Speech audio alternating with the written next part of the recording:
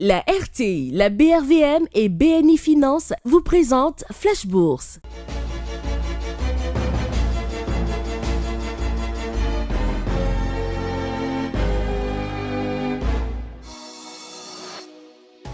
Parce que l'Afrique se transforme et que vous souhaitez aller plus loin, la BRVM vous accompagne.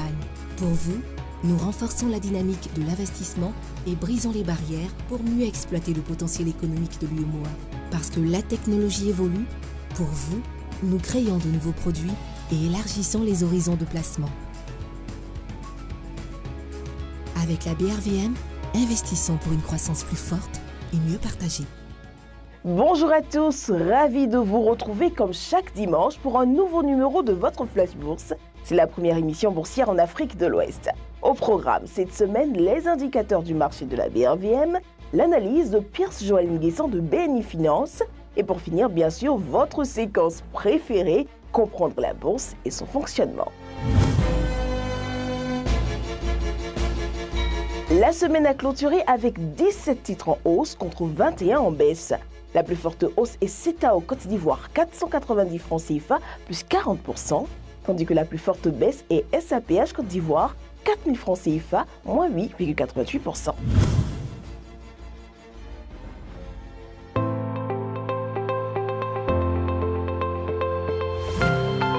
BNI Finance, votre partenaire de confiance.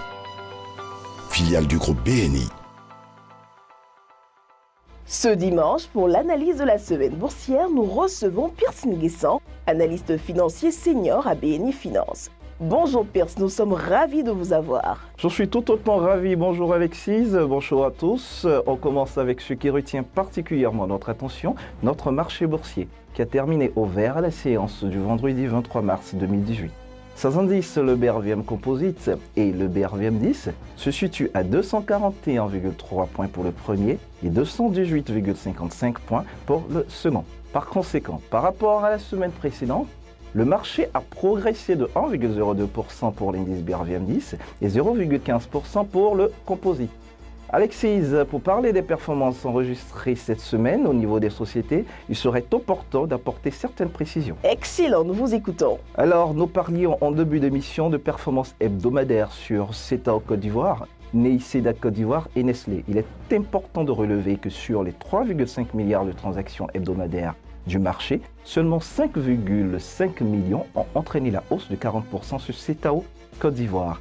4 millions sont la raison de la hausse hebdomadaire de 37,04% sur NEI SEDA Côte d'Ivoire et 3,3 millions ont occasionné la hausse de 25,40% sur Nestlé. Vous convenez avec moi que cela exprime une forte sensibilité de notre marché qui appelle à de la prudence. Bien noté Pierre, sur quoi vous entretenez-vous aujourd'hui? Aujourd'hui, nous souhaitons partager avec les téléspectateurs nos appréciations sur les sociétés ayant publié des résultats provisoires de l'exercice 2017 cette semaine, notamment les filiales BOA du Niger, du Burkina Faso, du Bénin ainsi que la banque Eti. Intéressant, vous avez toute notre attention. Merci bien. En premier lieu, faisons un point particulier sur BOA Niger et BOA Burkina Faso. Ces banques ont amélioré leurs activités avec des produits nets bancaires en progression par rapport à 2016. Notons que le produit net bancaire est le chiffre d'affaires en banque. Ainsi, le produit net bancaire de BOA Niger augmente d'environ 2% et celui de BOA Burkina Faso d'environ 9%. D'autre part, le résultat net de la BOA Niger évolue de 10,37% et celui de BOA Burkina Faso de 21%. La rentabilité de ces banques s'est aussi améliorée et laisse apparaître des performances financières appréciables. De ce fait, au regard des cours actuels, les valeurs BOA Niger et BOA Burkina Faso sont à considérer avec beaucoup d'intérêt. À ce fait, l'équipe commerciale de BNI Finance reste à votre disposition pour des conseils avisés. Parfait Pierce, message bien compris. Parlons du groupe BOA. Qu'en est-il de la banque BOA Bénin? Effectivement, pour revenir à BOA Bénin, la banque n'a pas encore diffusé l'ensemble de ses informations financières 2017.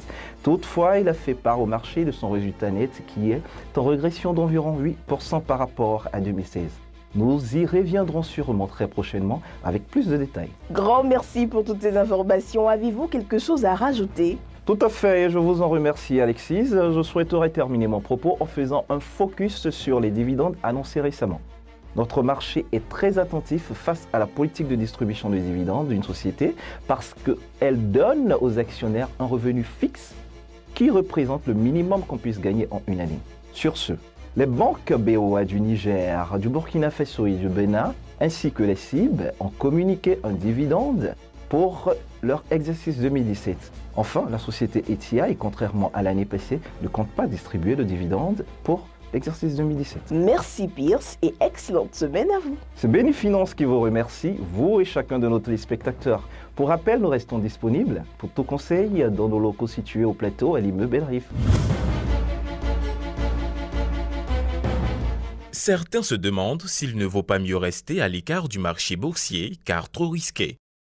Il est vrai que le marché peut être risqué, mais tout investissement contient une certaine dose de risque, n'est-ce pas? Prenons par exemple le cas de la maison achetée par Madame Yao. On parle quand même d'un investissement concentré sur un seul bien qui en plus est d'un montant relativement important.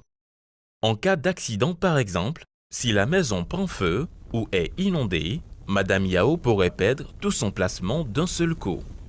Alors que d'un côté, Monsieur Eouman par exemple pourrait facilement diversifier ses placements en investissant de petits montants dans les actions de plusieurs sociétés évoluant dans différents secteurs. Qui dit diversification dit théoriquement moins de risques. Ainsi, lorsqu'il y a une baisse conjoncturelle sur les actions d'un secteur, la perte de capital peut être contrebalancée par les hausses sur d'autres actions et d'autres sociétés. Voilà, c'est tout pour l'émission d'aujourd'hui. Grand merci de votre fidélité et rendez-vous dès demain pour nos flashs quotidiens.